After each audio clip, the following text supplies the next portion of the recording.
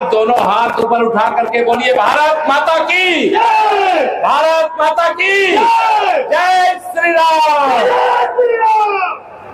आज भगवान तथागत बुद्ध की धरती से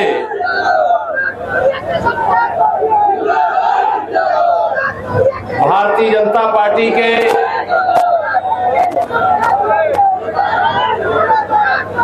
वरिष्ठ सांसद और जो सुख और दुख कोई भी परिस्थिति हो, हर समय कार्यकर्ता के दरवाजे पे, जनता के दरवाजे पर, दिल्ली में होंगे तो भी पहुंचाएंगे, कलकत्ता में होंगे तो भी पहुंचाएंगे। और जिनकी उम्र मैं शायद 74 साल है ऐसा मुझे पता चला है, लेकिन 47 साल से ज्यादा के तो कभी नहीं लगते हैं। युवा सांसद की तरह जो आप कार्य करते हैं, मैं आपकी हृदय से प्रशंसा करता हूं। ऐसे श्री जगदम्बिका पाल जी को आने वाली 25 तारीख को कमल का बटन दबा करके रिकॉर्ड वोटों से विजयी बनाने की आप सबसे प्रार्थना करने के लिए आया।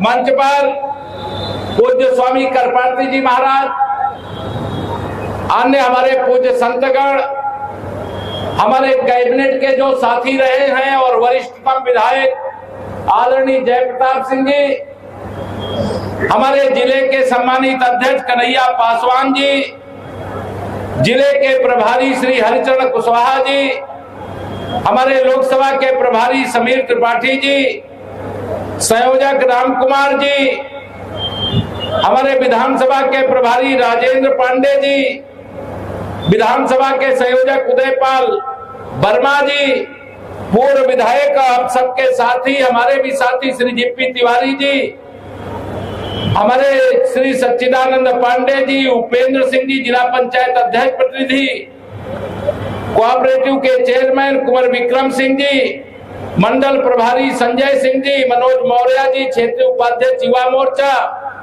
कुंवर आनंद सिंह जी, राजू श्रीवास्तव जी, आत्माराम पटेल जी जिलाध्यक्ष अपना दल, हमारे शिवनाथ चौधरी जी, हमारे दशरथ चौधरी जी, दिनेश चतुर्वेदी जी, संजय गौतम जी अनुसूचित मोर्चे के जिलाध्यक्ष, हमारे अन्य वरिष्ठ नेता योगेंद्र जी, गुड्डू तिवारी जी, अमरेश त्रिपाठी जी, विनय पाठक जी, अवधेश चौधरी जी, मुक्तिनाथ राजभर जी, रमेश धर द्विवेदी जी, शिवाजी तिवारी जी, पंकज सिंह जी, तेजू विश्वकर्मा जी, नाम बहुत लंबी सूची है।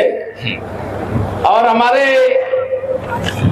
यहाँ पर अन्य जो भी मंच पर विराजमान भारतीय जनता पार्टी के सभी वरिष्ठ पदाधिकारी, हमारे गठबंधन दल के सभी साथी यहाँ कार्यक्रम में पधारे हुए, भारतीय जनता पार्टी के बूथ से लेकर के जिले तक में लगातार कमल खिलाने के लिए दिन रात मेहनत करने वाले मेरे कार्यकर्ता मित्रों, मेरे बड़े बुजुर्गों, मेरे नौजवान दोस्तों, मेरी माताओं बहनों, पत्रकार मित्रों, मैं आप सब से 2024 के इस लोकसभा चुनाव में माननीय नरेंद्र मोदी जी के नेतृत्व में तीसरी बार सरकार बननी चाहिए कि नहीं बननी चाहिए? बोला, बताओ हाथ उठा करके, बननी चाहिए कि नहीं बननी चाहिए?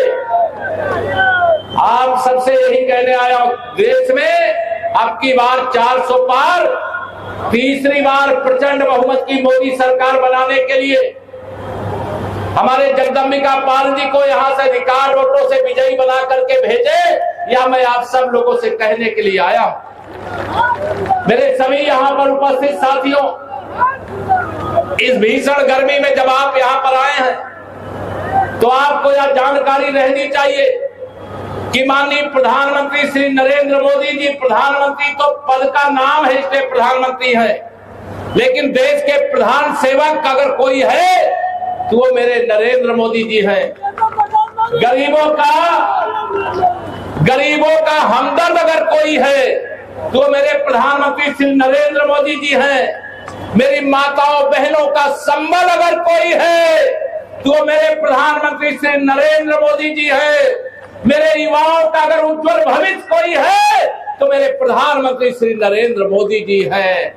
मेरे देश कि प्रगति की गारंटी अगर कोई है तो प्रधानमंत्री श्री नरेंद्र मोदी जी है। आप सबको ध्यान में रहे, जो सबका भला करने वाले, सबको आगे बढ़ाने वाले, समस्त देशवासियों को अपने परिवार का सदस्य मानने वाले, एक गरीब माँ बाप का बेटा, पिछड़े वर्ग के एक घर में पैदा हुआ है, चाय बेचने वाले का बेटा देश का प्रधानमंत्री बन गया।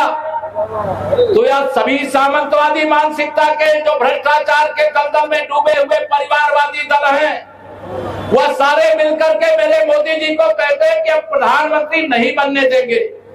मैं उनको बताना चाहता हूं, मैं तो पूरे प्रदेश के अंदर जाता हूं, गरीब अगर मोदी जी के साथ खड़ा है तो मोदी जी को कोई हरा नहीं सकता। और गुंडे, माफिया, अपराधी, दंगाई, भ्रष्टाचारी अगर ये समाजवादी पार्टी की साइकिल पर सवार है तो समाजवादी पार्टी की साइकिल को ध्वस्त होने से भी कोई बचा नहीं सकता। मैं आप सब लोगों से आह्वान करने के लिए आया हूं। ये समाजवादी पार्टी की गुंडागर्दी याद है जब सरकार में थे? याद है कि नहीं? याद है कि नहीं याद है? जब सपा की सरकार थी तो सपाइयों का नारा खाली प्लाट हमारा, जिसकी भी जमीन हो, जिसका भी प्लाट हो, जिसका भी मकान हो, उसको कब्जा करते थे कि नहीं करते थे? बताओ जरा, दोनों हाथ उठा करके। 2017 में आपने उत्तर प्रदेश में समाजवादी पार्टी को उखाड़ फेंका और 325 विधायकों के साथ भारतीय जनता पार्टी को योगी आदित्यनाथ जी के नेतृत्व में सरकार बनाने का मौका दिया। तब से कोई गुंडा, अपराधी, माफिया आपकी जमीन पर, मकान पर कब्जा करने का साहस कर रहा है क्या? दोनों हाथ में बताओ, कर रहा है क्या? जब सपा की सरकार होती है तो जिस गाड़ी में सपा का झंडा, उस गाड़ी में बैठा गुंडा रहता था कि नहीं रहता था? बताओ बताओ, रहता था कि नहीं रहता था? जहां राइफल बंदूकों की नोक निकाल करके लोगों को धमकाते हुए, लोगों को डराते हुए, और जिन गुंडों अपराधियों को पुलिस से डरना चाहिए था, वही गुंडे अपराधी पुलिस को ऑर्डर देते थे।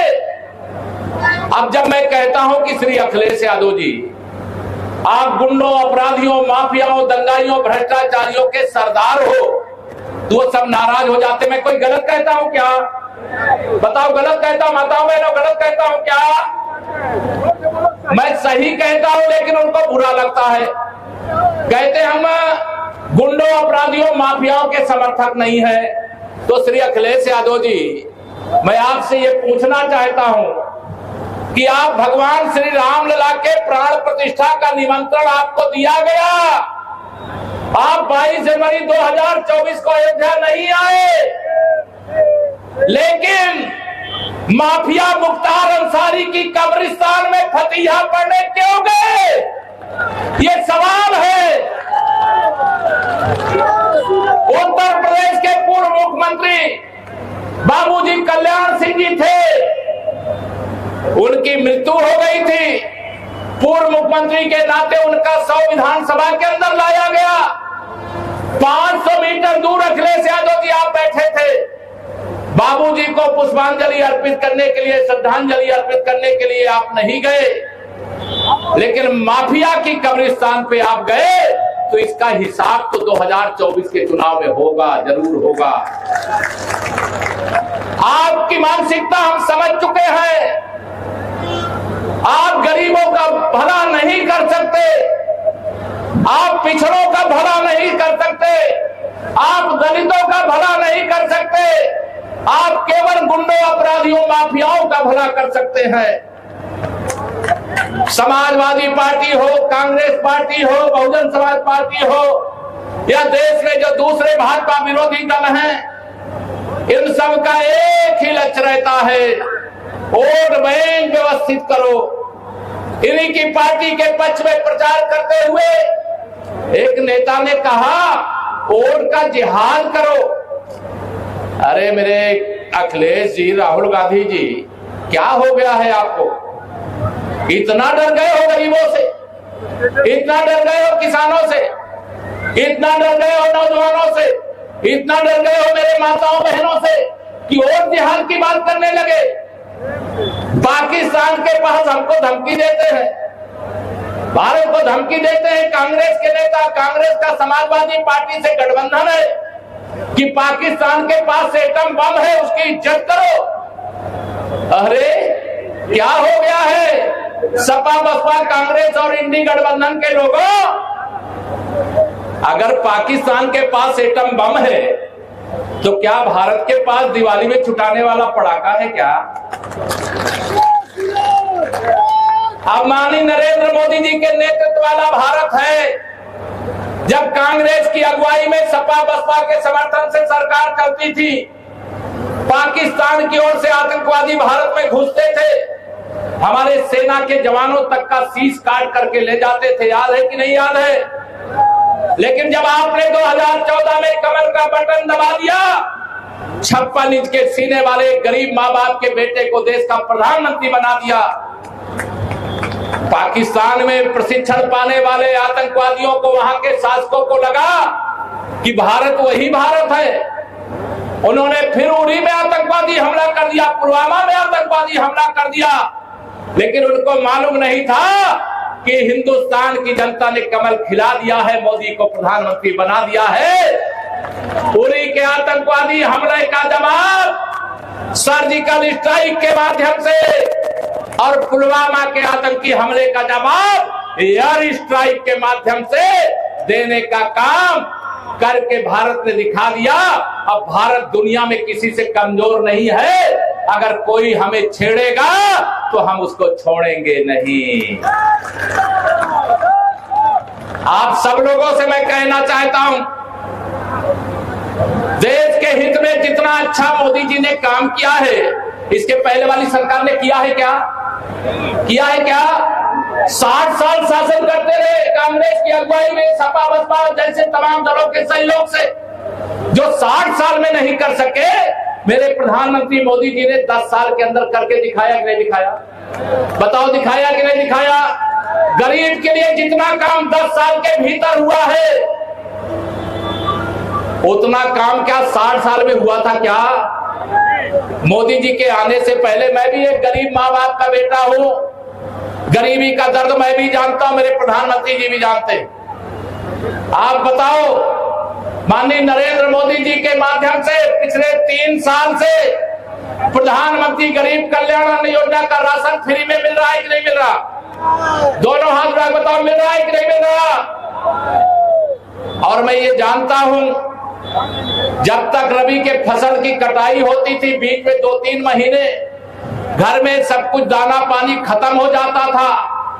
अपमान सह करके, मजदूरी करके किस तरह से लोग अपने परिवार का पेट भरते थे, वह दर्द वही जान सकता है जिसने उस दर्द को सहा है।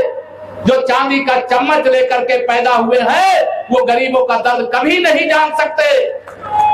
मोदी जी ने ऐलान किया है कि 4 जून को तीसरी बार मोदी सरकार बनने के बाद ये प्रधानमंत्री गरीब कल्याण अन्न योजना का राशन आगे 5 साल इसी प्रकार से मिलता रहेगा। और ये विपक्षी गुंडे अपराधी माफियाओं की पार्टी मेरे गरीबों के मुंह से निवाला छीनना चाहती है। चाहोगे क्या कि ये बंद हो जाए? कोई चाहेगा क्या?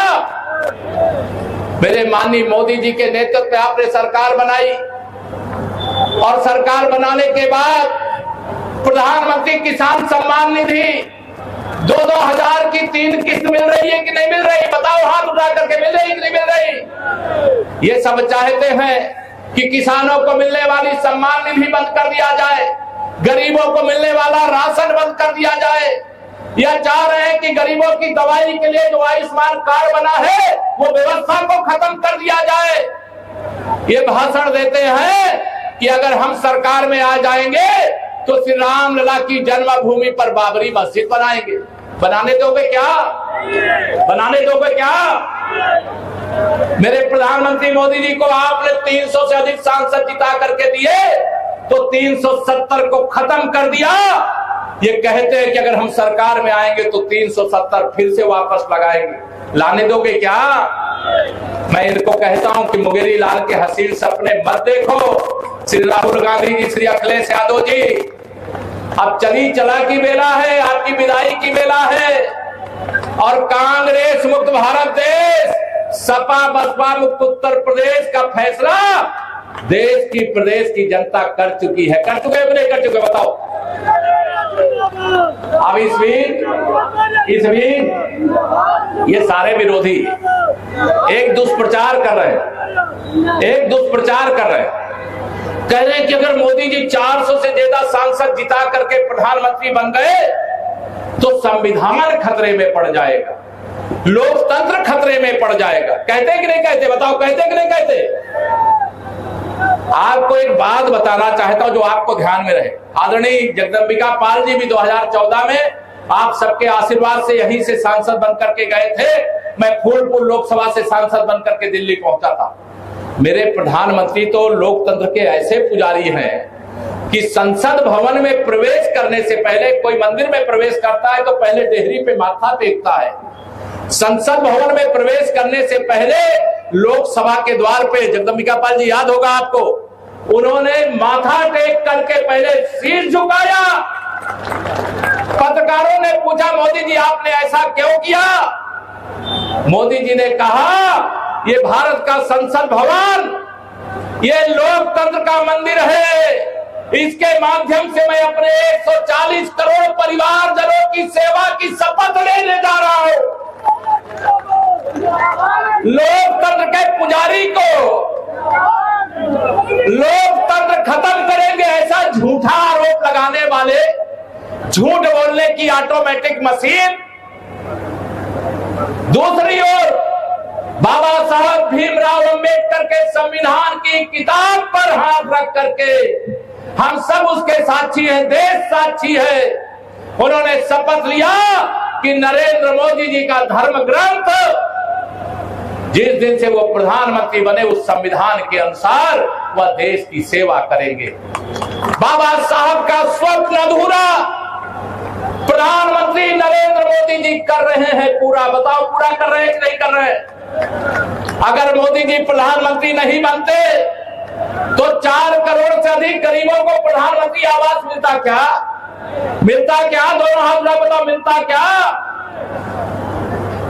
और रामलला का जो टाट के अंदर रह रहे थे, आज आप सबके समर्थन और ताकत के बल पर ठाट से रह रहे। रामलला के भव्य मंदिर, राम मंदिर राष्ट्र मंदिर बना। अब मेरे प्रधानमंत्री जी ने कहा है 4 जून को तीसरी बार प्रधानमंत्री बनने के बाद मैं 3 करोड़ गरीबों का घर और बनाऊंगा। पत्रकारों ने फिर पूछा 3 करोड़ क्यों बनाओगे? तो प्रधानमंत्री जी ने कहा कि कांग्रेस और सपा बसपा की सरकारों के समय सर्वेक्षण किया गया था, कौन गरीब है कौन अमीर है। गांव-गांव में सर्वेक्षण के समय जो गरीब था उसे अमीर दिखाया गया, जो अमीर था उसे गरीब दिखाया गया। बताओ सही है कि नहीं सही है? इसके कारण मेरे अभी करोड़ों परिवार गरीब कल्याण की अनेक योजनाओं का फायदा पाने से वंचित है। मोदी जी ने जांच करवा लिया है। गरीबों चिंता मत करो, आपके आशीर्वाद से गरीब माँ बाप का बेटा देश का तीसरी बार प्रधानमंत्री बनने जा रहा है। और प्रधानमंत्री बनने के बाद 3 करोड़ गरीबों का घर और बनाने का काम किया जाएगा। बताइए, अगर आपके एक कमल का बटन दबाने से मेरे गरीबों को 5 साल और राशन मिलता रहे, अगर एक कमल का बटन दबाने से गरीबों को 5 साल और राशन मिलता रहे, तो कमल का बटन दबाना चाहिए कि नहीं दबाना चाहिए? आपके एक कमल का बटन दबाने से किसी बेघर को प्रधानमंत्री आवास मिल सकता है, तो कमल का बटन दबाना चाहिए कि नहीं दबाना चाहिए? 5 साल के लिए आगे भी सम्मान निधि किसानों को मिलती रहे, इसके लिए कमल का बटन दबाना चाहिए कि नहीं दबाना चाहिए? 70 साल से ऊपर के सभी गरीबों को जो आयुष्मान कार्ड 60 करोड़ लोगों का बन चुका है, उसके अलावा जो 70 साल के ऊपर के और हैं देश में, कोई भी हैं, सबको प्रधानमंत्री आयुष्मान भारत की सुविधा होगी। वो 5 लाख तक का इलाज और करा सकते हैं। अगर मोदी जी नहीं होते तो बताओ गरीबों के घर में बिजली लग पाती क्या? बताओ लग पाती क्या? मोदी जी के आने से पहले आप अंधेरे में थे और यह सपा बसपा कांग्रेस के लोग उजाले में थे। मोदी जी ने कहा अगर प्रधानमंत्री आवास में बिजली जल रही है तो देश के हर गरीब के घर में बिजली जलेगी। बताइए हर घर तक बिजली पहुंच गई कि नहीं पहुंच गई? मेरी माताएं बहनें हाथ में उठा, नहीं पहुंची क्या? हर घर में बिजली पहुंचाने का काम किया। मोदी जी ने कहा अगर प्रधानमंत्री आवास पर गैस के चूल्हे पर चाय जलपान भोजन बनता है तो गरीब के घर में भी गैस के चूल्हे पर भोजन जलपान बनेगा। अब मेरे मोदी जी कह रहे हैं, उन्होंने कहा कि अगर प्रधानमंत्री आवास पे शौचालय है तो मेरे गरीबों के घर में भी शौचालय बनेगा। बताइए अच्छा किए कि गलत किए? बताइए अच्छा किए कि गलत किए? मेरे गरीबों के जीवन में खुशहाली लाने के लिए मेरे मोदी जी दिन रात 18 घंटे काम करते हैं। मालूम है आपको? छुट्टी लेते हैं क्या वो एक भी दिन की? दोनों हाथ रख दो, लेते हैं क्या?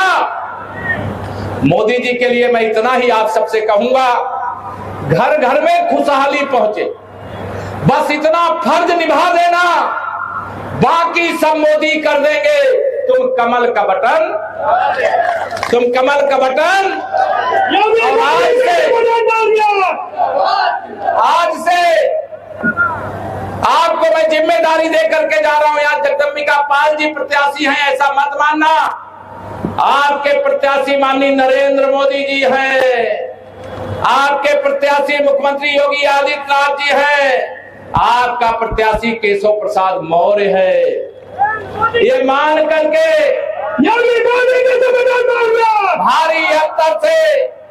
भारी अंतर से कमल खिलाने का काम करोगे। अभी ये जो विरोधी हैं, ये विरोधी जो है, अभी उनको लग रहा है कि झूठ बोल करके लोगों को गुमराह कर लेंगे। क्या इनके झूठ से कोई गुमराह होने वाला है क्या? गरीब आदमी गुमराह होगा क्या? उसे पता है गरीब की भलाई के लिए ये कमल का फूल है। और यहाँ के विकास के लिए अभी आदरणीय जगदम्बिका पाल जी ने जो कहा कि बहुत काम किया गया है, निश्चित तौर से बहुत काम हुआ है, लेकिन हमारे प्रधानमंत्री जी कहते हैं अभी तो ये झांकी है, पूरी पिक्चर बाकी है, पूरी पिक्चर बाकी है। मेरे मोदी जी ने कहा है 2047 तक विकसित भारत बनाएंगे, गरीब को अमीर बनाएंगे। मेरे मोदी जी ने कहा है 3 करोड़ दीदियों को लखपति दीदी बनाएंगे।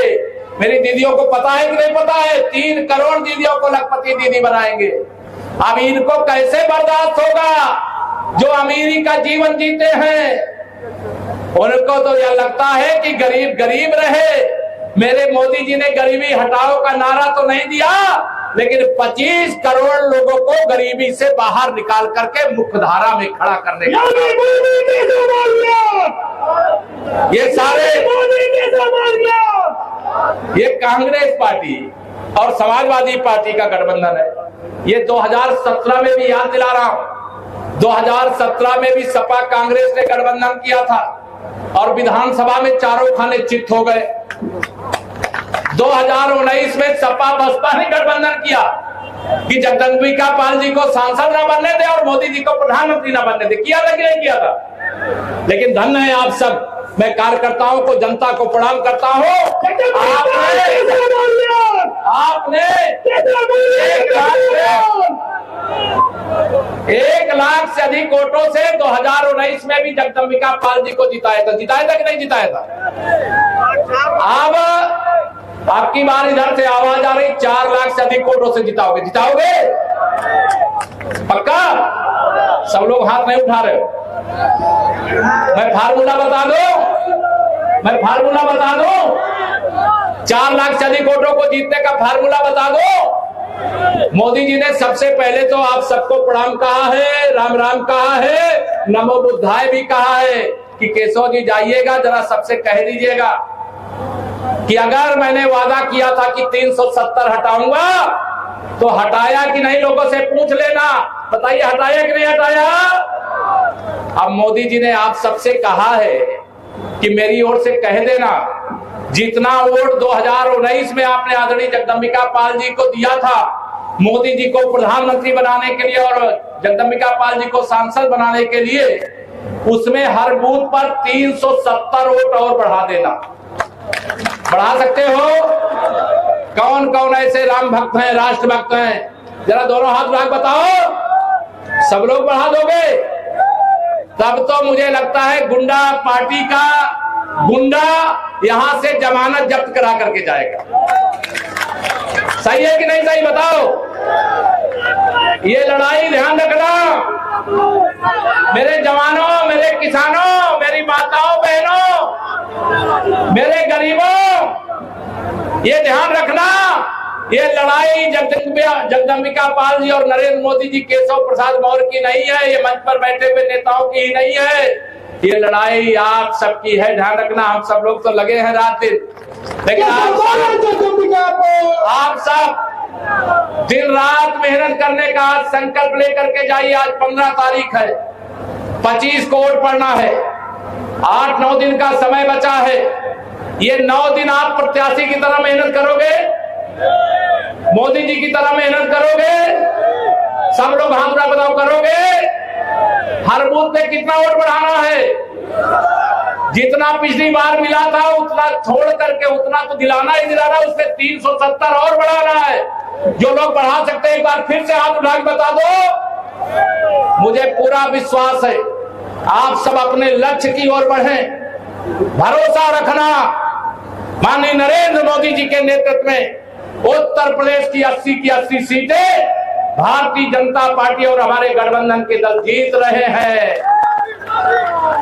देश में 400 से अधिक सांसद जीत रहे हैं और मोदी जी जब 400 से अधिक सांसद जिताएंगे ना, आप सब आशीर्वाद देंगे ना, तो मोदी जी अभी तो जब 400 नहीं 300 से ज्यादा जिताए थे, 400 से ज्यादा नहीं जिताए, जब 300 से ज्यादा जिताने से देश को 100 साल आगे बढ़ा दिए, तो आप कल्पना करो जब 400 से अधिक जिता करके भेजोगे तो देश को मोदी जी कितना आगे बढ़ाने का काम करेंगे। आज पूरी दुनिया में भारत का डंका बज रहा है कि नहीं बज रहा है? डंका बज रहा है कि नहीं बज रहा है? मेरे प्रधानमंत्री मोदी जी के नेतृत्व में भारत का दुनिया में डंका बज रहा है। जब कांग्रेस सरकार थी तो देश का अपमान होता था, जब मोदी जी प्रधानमंत्री थे तो एयर स्ट्राइक करता हुआ हमारा कैप्टन अभिनंदन पाकिस्तान में घुस गया, उसके 16 लड़ाकू विमान को मार गिराया बोलते हो करुणा पे और मार गिराया। और जब मार गिराया तो F-16 लड़ाकू विमान के साथ हमारा विमान भी पाकिस्तान में गिर गया था। जब पाकिस्तान में गिर गया तो हमारा कैप्टन भी वहां गिर गया, लेकिन भगवान की कृपा से सकुशल थे, आप सबके आशीर्वाद से। मोदी जी को पता चला, पाकिस्तान के शासकों को फोन किया, तत्काल मेरे कैप्टन अभिनंदन को सकुशल वापस भारत भेजो। ऐसा इतिहास में कभी नहीं हुआ। आदरणीय जगदम्बिका पाल जी बता रहे हैं, पहली बार स्वतंत्र भारत में पहली बार ऐसा हुआ, मेरे मोदी जी ने फोन किया कि अगर मेरा कैप्टन सकुशल भारत वापस नहीं आया तो विश्व के मानचित्र से पाकिस्तान का नाम मिटा दूंगा।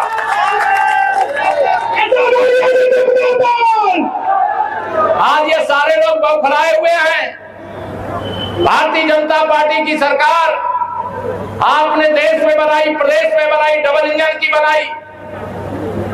आप सबको मालूम है हमारे देश के वैज्ञानिकों ने कोरोना का टीका बनाया।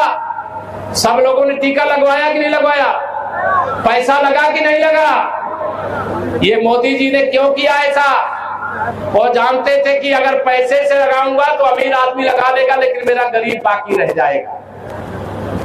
अब कोरोना का टीका लगा करके सबको सुरक्षित करने का काम गरीब माँ बाप का बेटा माननीय नरेंद्र मोदी ने किया। अब इनको कैसे बर्दाश्त होगा? ये तो उस समय भी कोशिश में लगे थे महामारी फैले और लोग मरते जाए, अगर कोई बीमारी से न मरे तो भूख से मर जाए, लेकिन वो जानते नहीं, वो जहां तक सोचते हैं उससे आगे मेरे मोदी जी सोचना शुरू करते हैं। और उन्होंने प्रधानमंत्री गरीब कल्याण अन्न योजना की राशन योजना शुरू कर दिया। हर गरीब के घर का राशन कभी खत्म होता है क्या? खत्म होता है क्या? ऐसा प्रधानमंत्री देखा था क्या कभी? जो 60 साल देश में शासन किए वो कभी दिए क्या राशन आपको? भाषण देते थे, घोटाला करते थे, 100 रुपया में से 15 रुपया आपको देते थे, 85 रुपया बेईमान लोग खा जाते थे। आज उन भ्रष्टाचारियों की जांच हो रही है तो हाय हाय चिल्ला रहे, कह रहे मोदी जी हमारे ऊपर छापा डाल रहे। मोदी जी ने कहा न मैं खाऊंगा और न खाने दूंगा, और जिसने भी खाया है पाई पाई वसूल करके गरीब की भलाई में लगा दूंगा। गरीब की आज अगर हमारा देश संकट में कुछ भी बचा है तो उसकी अपराधी कांग्रेस पार्टी है, कांग्रेस का सहयोग करने वाली पार्टियां हैं। इसे मोदी जी के हाथों को मजबूत करिए। मजबूत भारत के लिए मजबूत प्रधानमंत्री चाहिए। और माननीय नरेंद्र मोदी जी देश के प्रधानमंत्री तो हैं, लेकिन वो प्रधान सेवक के रूप में आपकी सेवा करते हैं। वो हमारे अभिभावक हैं, वो हमारे संरक्षक हैं, हमारे परिवार के मुखिया हैं। बताओ हैं कि नहीं हैं? कोई परिवार का मुखिया जितनी चिंता अपने परिवार की करता है, देश के हर परिवार की उतनी उससे ज्यादा चिंता मेरे प्रधानमंत्री माननीय नरेंद्र मोदी जी करते हैं। मैं आप सबको अपील करूंगा, बहुत सारी बातें हैं, मुझे अभी कौशाम्बी में भी 2 सभाएं हैं, सारी बात की एक बात। 25 मई सपा बसपा सिद्धार्थ नगर छोड़ करके गई। अब मैं आपको विश्वास दिला रहा हूं, ये साइकिल वाले मुझे बहुत गाली देते हैं, बहुत गाली देते हैं सैफई वाले। उनको लगता है कि 2017 में उनकी साइकिल पंचर करते समय मैं प्रदेश का अध्यक्ष था।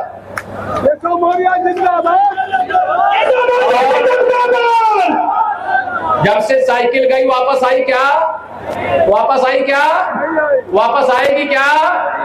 ये गाली देते, ये सोचते हैं कि केशव प्रसाद मौर्य के कारण हमारी सरकार चली गई, तो केशव प्रसाद मौर्य को निशाना बनाते। विधानसभा में हमारे राजा भैया जी थे, वहां पे पूछ लेना। अखिलेश यादव जी अपना आपा खो बैठे, मेरे स्वर्गीय पिता के बारे में आप शब्दों का प्रयोग करने लगे। उनके चाचा प्रोफेसर राम गोपाल यादव जी, शिवपाल यादव जी रोज अब शब्दों का प्रयोग करते हैं। लेकिन मैंने भी आदरणीय प्रधानमंत्री जी की तरह यह तय किया है कि इनकी गाली का जवाब गाली से नहीं देना है। इनकी गाली का जवाब कमल का बटन दबा करके देना है, कमल खिला करके देना है, जगदम्बिका पाल जी को सांसद और मोदी जी को प्रधानमंत्री बना करके देना है। करोगे? अच्छा, सिद्धार्थ नगर का और विकास होना चाहिए कि नहीं होना चाहिए? दोनों हाथ में बताओ, होना चाहिए कि नहीं होना चाहिए? और विकास के लिए लक्ष्मी जी की जरूरत होती है कि नहीं जरूरत होती है? होती है कि नहीं होती है? अब लक्ष्मी जी बताओ साइकिल में बैठ के आएंगी कि कमल के फूल पर बैठ जाएंगी? दोनों हाथ उठा बताओ, कहां बैठ कर आएंगी? कमल के फूल पर बैठ करके आएंगी। इसलिए बाकी सब कुछ जाओ भूल, याद रखो नरेंद्र मोदी और कमल का, और कमल का। या आप सबसे मैं अपील करता हूं और आज से आपके कंधों पर जिम्मेदारी सौंपता हूं।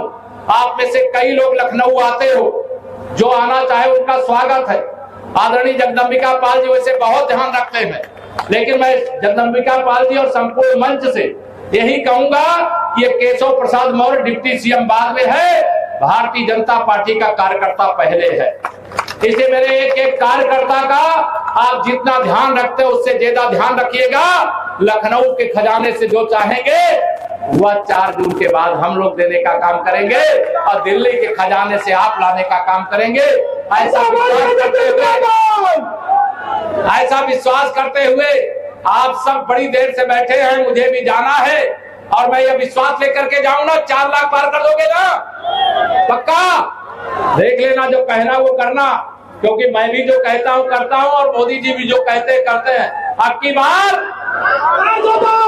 अब की बार फिर एक बार फिर एक बार इतना ही निवेदन करके देता हूं अपनी वाणी को विराम। जरा दोनों हाथ उठा के बोलिए जय श्री राम।